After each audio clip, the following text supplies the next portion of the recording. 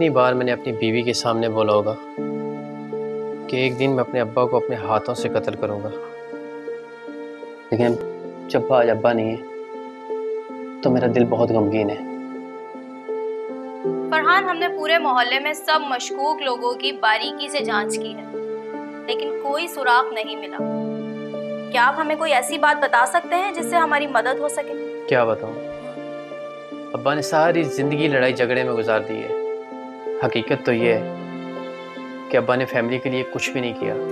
अच्छा, इसलिए आप यहाँ फ्लैट में उनसे दूर रहते हैं? नहीं, मैं इसलिए यहाँ रहता हूँ कि उस खंडर को बनाने के लिए मेरे पास पैसे नहीं थे, और मैं इस हालत में अपनी बीवी बच्चों को यहाँ नहीं रख सकता था। मैंने और मेरी बीवी ने अब्बा को बहुत समझाया कि उस खंडर को बेच के एक नया घर ले लेते हैं और फिर हम साथ रहेंगे। इस फ्लैट का रेंट, बिजली, गैस, बीवी बच्चों के खर्चे बड़ी मुश्किल से पूरी कर पाता हूँ, लेकिन अब्बा को किसी बात का कोई फर्क नहीं पड़ता था। क्या एक गिलास पानी मिल सकता है? सोनिया, एक गिलास पानी ले आओ। जी।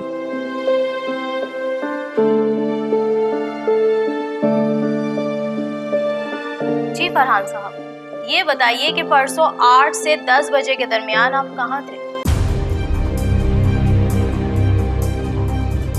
ये कैसा सवाल है? एक्चुअली ये इन्वेस्टिगेशन का एक हिस्सा है। आपसे इस तरह के सवालात किए जाएंगे। घर पर? Oh no, I think Sonia को मैं पार्लर लेके गया था हेयर कटिंग के लिए, और फिर घर वापस लेके आया था। वापस तकरीबन आप कितने बजे आए? यही कोई 11 बजे। मगर आप क्यों पूछ रही हैं? क्या आप मुझे पार्लर का नाम बता सकते हैं? पार्लर का नाम तो मुझे नहीं मालूम, तो सोनिया को पता होगा। मैं पूछ के आता हूँ।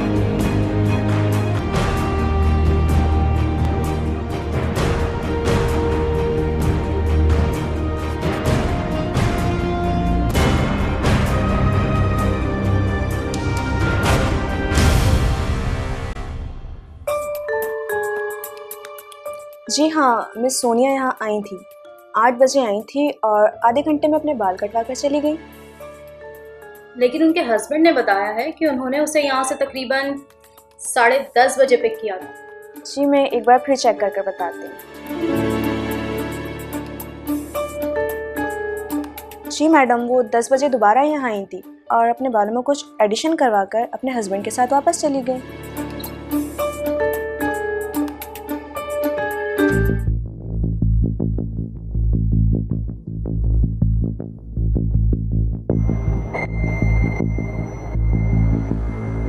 सर, आपको पहले इतना कभी परेशान नहीं देखा मैंने।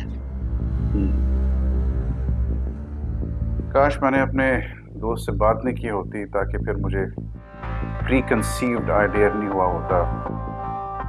शायद सिद्दीकी साहब अभी तक जिंदा होते। सर, सिद्दीकी की बात को तो कोई भी सीरियस नहीं लेता। उसने अपना हुलिया ही ऐसा बना रखा था। गलती मेरी है, बेसिकली गलती मेरी ही है। सर, सिद्दीकी साहब की पोस्टमार्टम रिपोर्ट आ चुकी है। उसकी बिना पर हमने एक मशकूक आदमी को अरेस्ट किया।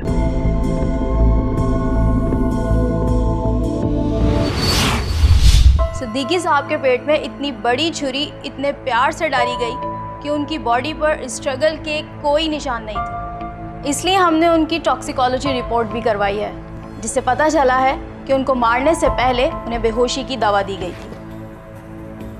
आपके वालिद आपको घर बेचने नहीं दे रहे थे और आप किराए और फीसेस भर भर के एक अज़ियतनाक ज़िंदगी गुजार रहे थे, पर आपके वालिद इन सब चीज़ों से बिल्कुल लाताल्लुक़ थे।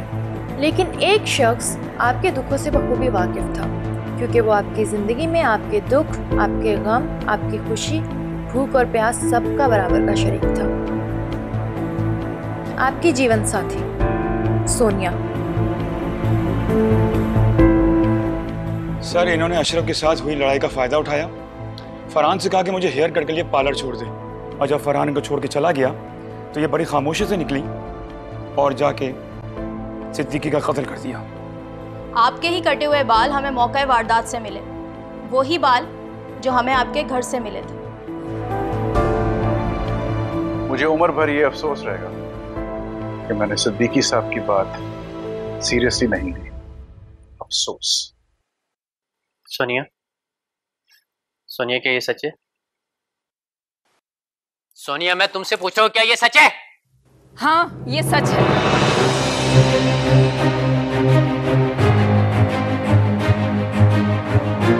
बुड्ढा खड़ूस न गले से उतरता था ना हमें आगे बढ़ने देता। इतने साल गुजर गए छोटी छोटी ख्वाहिशात का गला घूटते हुए। कभी रेंट देना है तो कभी बिजली का बिल। तंग आ गई थी मैं इन सब से, मार दिया मैंने इस बुड्ढे को। मुझे सारी जिंदगी अफसोस रहेगा। मेरे अब्बा के कत्ल के पीछे मेरी बीवी का चेहरा है। ये सब मैंने तुम्हारे और अपने बच्चे के लिए किए। मैं जेल चली जाऊंगी तो क्या हुआ?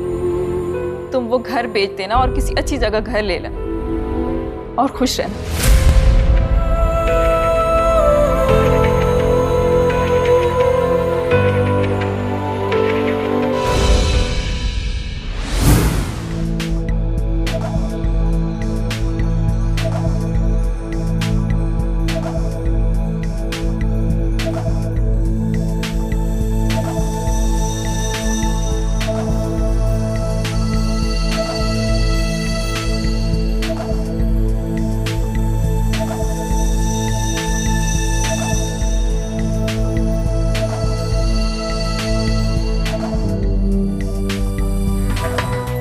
ATV सारे रंग हमारे।